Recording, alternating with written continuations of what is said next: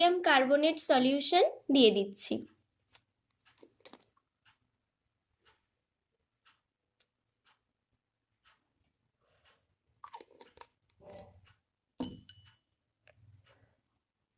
তো দেখো বর্ণটা কিছুটা লালচে হয়ে গেছে। এবার এর পরেরটায় আমরা পটাশিয়াম ফেরোসায়ানাইড দ্রবণ দিচ্ছি।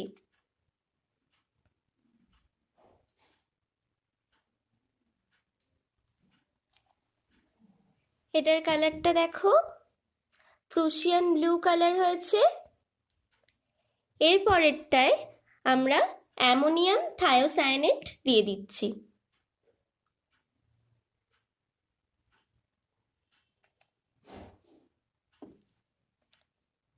এটা দেখো পুরো ব্লাড রেড কালার হয়েছে।